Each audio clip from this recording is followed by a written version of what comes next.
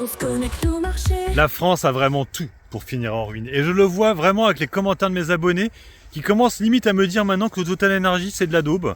Et oui, c'est ce que me disent maintenant mes abonnés, qui ne sont plus du tout acheteurs à 50 euros. Ils disent oh non, faut attendre 45 maintenant. Ok, pourquoi pas. Alors je rappelle quand même quelque chose. Quand vous achetez une action à un prix, regardez quand même le rendement. Parce que c'est vrai que par exemple Sanofi, vous l'achetez actuellement, vous avez quand même un rendement à plus de 4%. C'est déjà pas mal de te dire en fait, la somme que j'investis maintenant, elle me rapportera 4%. Quasi sûr. Sanofi c'est quasi sûr, Total Energy aussi. Après il y en a d'autres, c'est un peu plus compliqué. Stellantis par exemple, je vous dirais pas, tu vas mettre ça, tu vas gagner 15%. Non, je suis pas sûr. Stellantis, ça se trouve il n'y en aura pas de dividende. Mais sur les dossiers où il n'y a pas trop de problèmes, voilà, donc tu es sûr de sûr. Même Téléperformance, qui est là vraiment un gros gadin. Là actuellement tu investis sur Téléperformance, tu as un rendement à 4,50. Et je vois pas pourquoi l'année prochaine ils le verseront pas, je vois pas. Ou alors c'est des gros menteurs, mais voilà. Donc, faut quand même pas oublier ce rendement. Alors bien sûr, ceux qui veulent en fin d'année regarder leur performance, c'est vrai que le dividende sert pas à grand chose parce que c'est vrai que toujours pareil en fait, le dividende tout dépend ce que tu en fais. Surinvesti sur un dossier qui se pète la gueule derrière, il a servi à rien. Si tu toujours investi sur la même boîte mais qui continue à chuter, c'est pareil, ça continue à chuter et du coup ta performance est moindre. Mais bon, ça reste quand même très intéressant et je vous rappelle quand même que vous êtes sur de l'investissement, vous êtes plutôt long terme. Donc, et à l'époque, ça vous faisait du bien d'avoir ce dividende. Alors c'est vrai qu'à l'époque, Total Energy par exemple montait tout le temps. Donc automatiquement, c'est pas la même que maintenant, elle est en tendance baissière, c'est clair. Donc faites attention à ça. Alors après c'est toujours pareil, c'est vrai que Total Energy, je vous dis ça parce qu'elle a un rendement qui est supérieur au livret A. La même chose pour Téléperformance, la même chose pour Sanofi. Il y en a beaucoup comme ça. Il y a aussi, j'allais dire Engie, Engie, mais qui a l'État au capital. On a Bouygues aussi, qui a un bon rendement.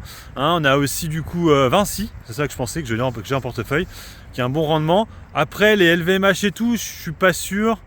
Non, LVMH, je crois pas qu'on soit au-dessus de 3%, peut-être. À voir ce qu'elle va faire sur le dividende l'année prochaine. Kering, elle l'a abaissé, donc non. Hermès, non, c'est clair et net. L'Oréal, je ne crois pas non plus. Sur des sociétés. L'Oréal, peut-être. À vérifier l'Oréal. Après, les Dassault Systèmes et tout, non. C'est clair et net. Après, bon, je les ai pas toutes regardées. Orange, oui, mais bon, c'est un peu un gadin, ce truc-là. Après, il y a aussi Stellantis. Je pense qu'elle va le couper ou elle va vachement le. Ouais, donc je suis pas sûr que ça sera. On aura peut-être un rendement à 3-4% sur Stellantis, c'est possible.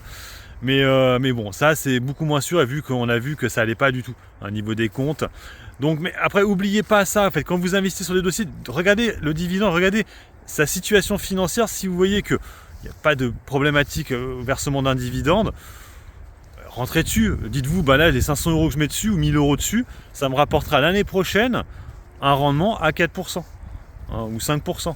Il y a aussi Compagnie des Alpes aussi, mais qui n'est pas au CAC 40, qui a un bon rendement pour le coup, et qui je crois qu'il a augmenté son dividende, il me semble, et franchement c'est plutôt bien, mais bon, c'est pareil, je trouve qu'on est un petit peu haut sur le dossier, j'aimerais bien que ça rechute un peu, mais il y a plein de dossiers où les rendements sont bien, et dont l'activité progresse, mais que le marché ne veut pas parce que la France, personne ne veut investir en France. Mais les dividendes seront quand même versés. Rappelez-vous qu'avant, on était le pays qui versait le plus de dividendes au monde. Bon, ça, on l'a un peu oublié maintenant, ça. Mais bon, oubliez pas cette logique dividende. Et c'est quand même pas mal. C'est vrai que même moi, des fois, je l'oublie. Par exemple, Rubis, rappelez-vous, je l'oublie ce dividende. Parce que franchement, le truc, il est toujours en train de tomber. Et c'est vrai que le problème du dividende, il est là. C'est que toi, quand tu regardes ta ligne, tu vois, tu as moins value, en fait. Parce que le dividende, il est retiré du cours de bourse. Donc, automatiquement, moi, c'est arrivé avec Air Liquide, par exemple, même l'action qui a été offerte en dividende là, le truc c'est que je voyais une grosse moins-value sur Air Liquide. Et je m'étais dit même, mais putain, je suis rentré au plus haut sur le dossier. Parce que vu qu'en plus il l'avait ajusté, le plus haut c'était 175, alors qu'en la réalité c'était 197. Donc faites attention à ça, et c'est vrai que des fois, de regarder souvent ces comptes, c'est le côté un peu psychologiquement à te stresser, à te disant putain, je l'ouvre et je vois toujours les mêmes lignes en moins-value, parce qu'effectivement ce sont des lignes qui versent des gros dividendes. Et automatiquement, quand le dividende est retiré, après pendant peut-être 7-8 mois, tu récupéreras pas ton PRU, tu seras toujours en moins-value, et peut-être qu'un an après, tu seras de nouveau en plus-value, elle reversera le dividende et tu seras de nouveau en moins-value, et ça, evita aeternam. Mais bon, là actuellement, vu la situation où on est, je trouve que c'est pas déconnant de faire ça. Ah oui, puis dernière chose, ceux qui se croient à chaque fois dans une espèce de...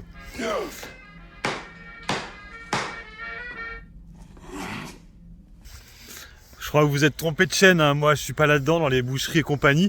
Donc réglez hein, vos YouTube et mettez ce genre de commentaires sur les gens plus appropriés. Allez, sur ce, je vous laisse. Bon investissement, bon trade. Ciao, ciao.